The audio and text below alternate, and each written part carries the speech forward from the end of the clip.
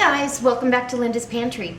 So today I'm gonna can some chicken, and I had not put this in the plans. I'm gonna start canning meat out of the freezer here pretty quick, and we have chicken in the freezer, but I got a deal on chicken from a company that I love that doesn't feed their chickens hormones or antibiotics or anything, and so it was legs and thighs, and I usually buy these for Sage, but it's usually an off-brand when it's really cheap. These were on sale for 99 cents a pound, and then on top of that they had $3 off a package, so off the 5-pound package. I could not turn that down, and I bought 2 big packages, about 11 pounds of chicken. Now we're not going to can the bone in there, so it'll be less, but we're going to get this canned up. So we'll have legs and thighs, and that's my favorite cut of meat. It'll make great soups, casseroles, stew, chicken and dumplings, you name it. All right, guys, I hope it brings you along for the ride, and I hope at the end of the video, if you really like it, or anywhere through the video, go ahead and post it on your Facebook page and share it with somebody else, and maybe it'll get you spurred on to take advantage of some sales, because prices are not going to go down. Unfortunately, we're having to just grab every deal we can.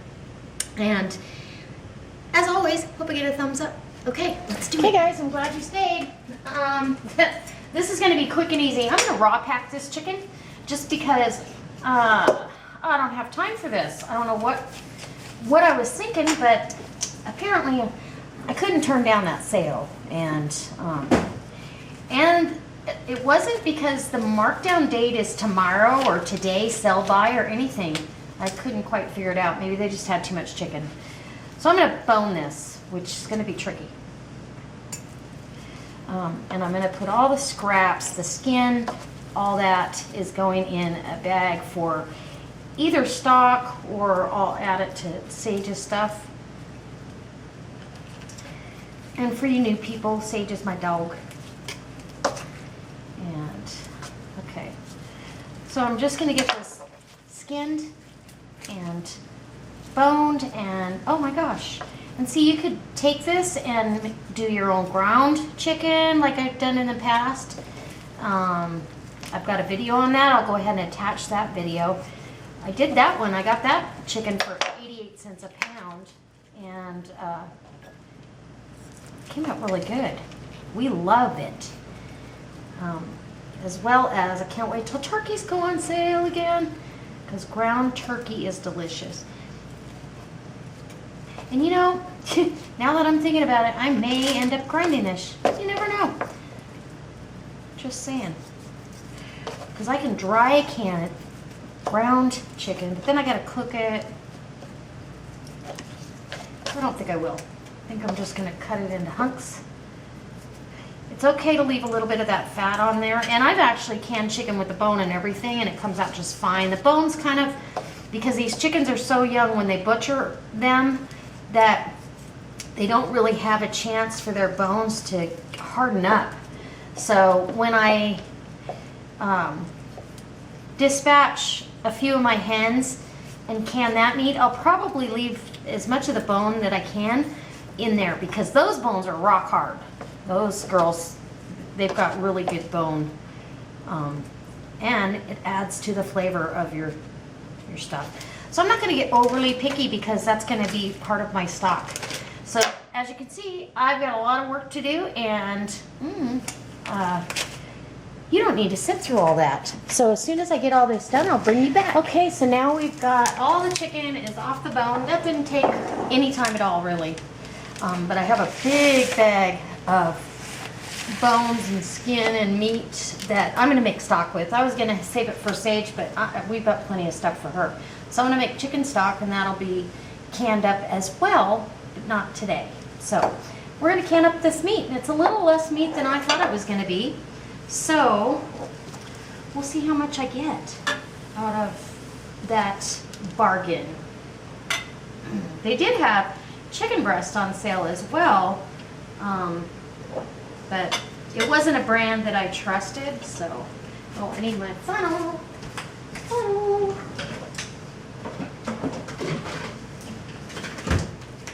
Okay, I've got my funnel, and this couldn't be easier. Now, It does kind of, when you can meat this way, it does kind of meld together, as it were. And you don't get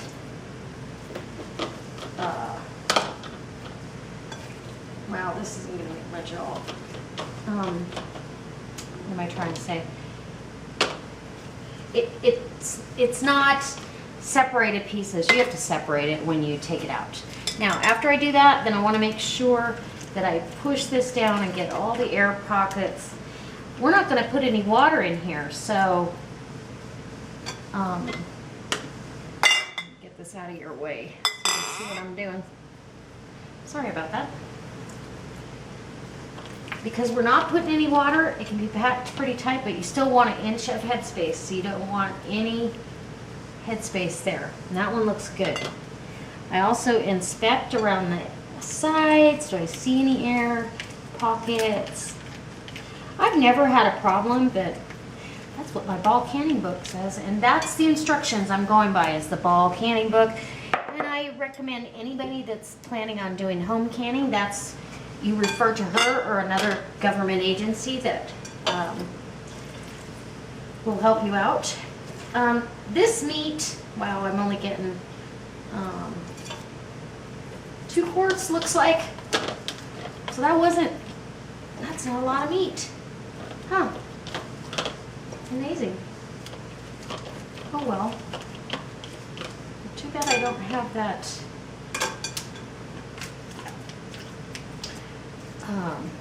stock already done. I could do the stock at the same time. Inspect around the jar.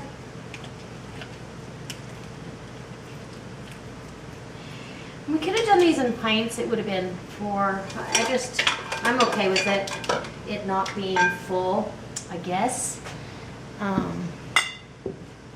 do have some chicken breast that I could put into the mix here, just to fill this jar, because I'm fumbling around.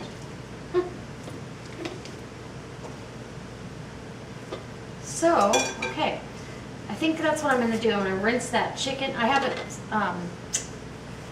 sitting in buttermilk, but I'll just rinse it off and we'll get it in there. I'll be right back. Okay, so I put my chicken breast in that I had in the fridge. I put that in, and now I've got 3 quarts, and I'm not happy with the canner running with just that. So I've got this Polska kielbasa. Now this is a turkey Polska right here, and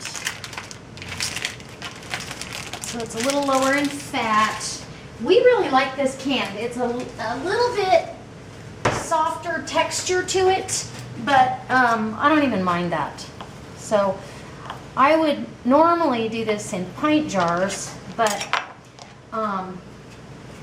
because we've got quarts going, I want to keep the thing consistent.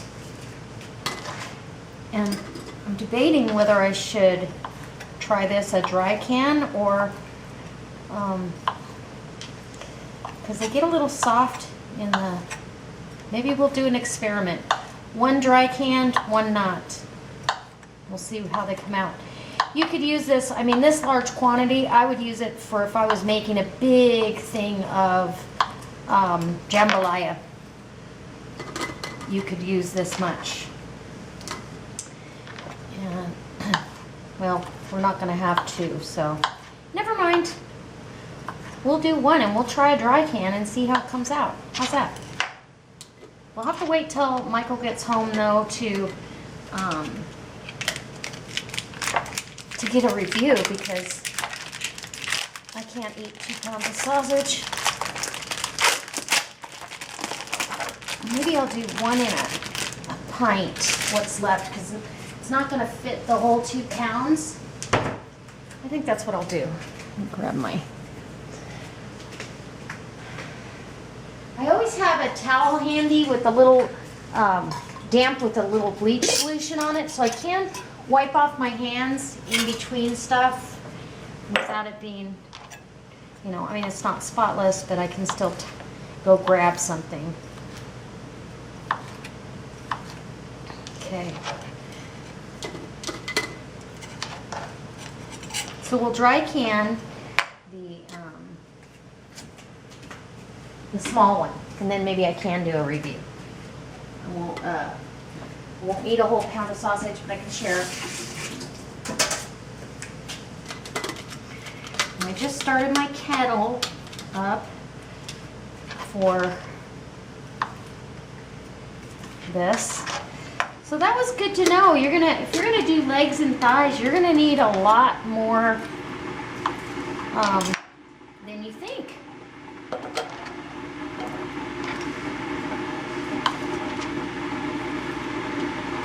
I actually made I make mac and cheese with Polska in it, and I use my food storage Polska or my extended pantry, as I'd like to call it. And it was really good. It's like I said, it's a little softer texture, but maybe we can solve that problem by canning it dry. We'll see. We'll see how this goes. Fill that up with water.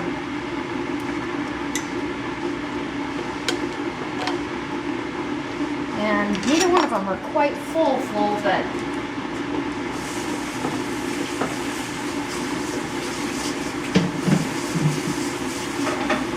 why not? You never know unless you try, right? Okay, so I've already wiped down the rings, or the rims on the chicken. I wiped down the rim on this. Make sure I don't have anything else in the fridge that I can can up.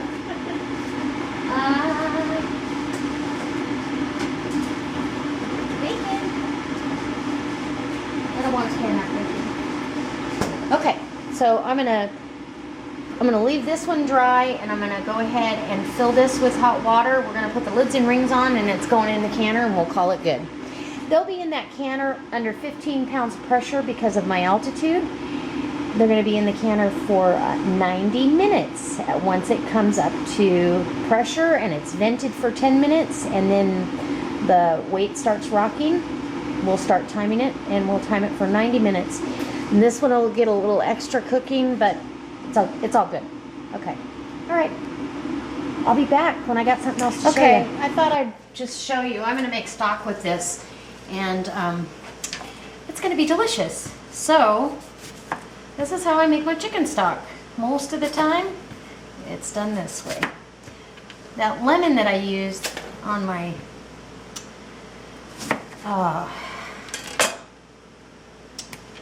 fritters the other day will come back to use here.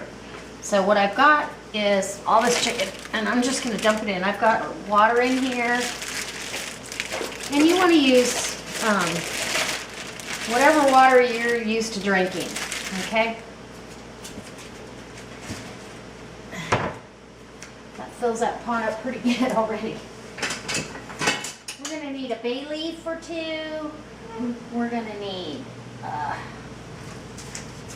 some other seasoning. I need some herbs de Provence. Gotta have it. So I want a couple bay leaves in here. Okay, they'll just help flavor it. I just love bay. And then we're going to have some good palmful of herbs de Provence. And again, that's a combination of thyme, fennel, basil, savory, and lavender. So I've taken the outside skin off just because I don't want dirty stuff in my stock. But you don't have to take it all the way down, because the skin does have flavor in it. But I don't, like I said, I don't want somebody else's paw prints in my stock. And I've got a scallion, or a shallot here that I did the same thing. I took the outside layer off. I've got a couple carrots. The pot's getting full. My lemons, I love to have lemon in my stock. Just does wonders. And all this stuff, it's going to lend its flavor. A bundle of organic celery. The carrots are organic. The onions are organic. I wish the chicken was organic. Anyway, we've got that. I'm going to throw down some cracked black pepper, some salt, and I'm using pink salt. You don't need a lot, and I'm going to probably season it a little bit when I strain it off. so pepper. And you could put a few peppercorns in here if you wanted. I'm just gonna grind it down.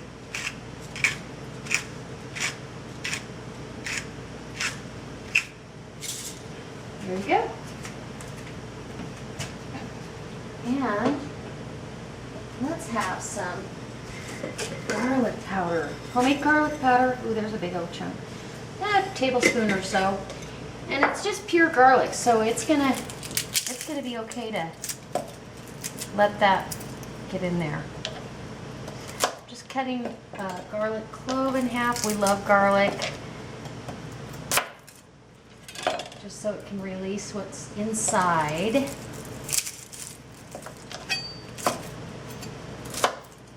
Okay, so 3 cloves of garlic on top of that, and we're ready to put it on the stove.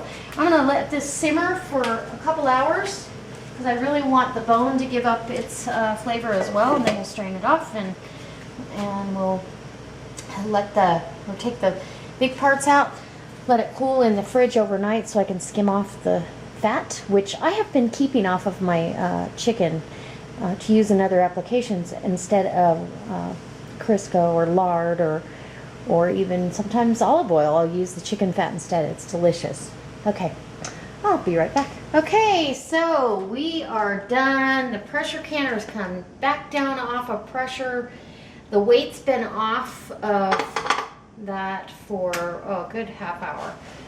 I like to let it rest. You know, in the beginning when I first started canning, it was hard to let it rest because I couldn't wait to see what was inside. But if you've ever had a failed jar, and I've seen people that have, I just decided it's not worth it. I haven't had a failed jar because I opened the canner too soon, thank goodness. I did have a failed jar on a water bath canning, actually, on salsa once. That was kind of odd. But I think it was a bad jar. The whole bottom came out perfectly. Ooh, look at that. Chicken. Gotta love it. It's beautiful.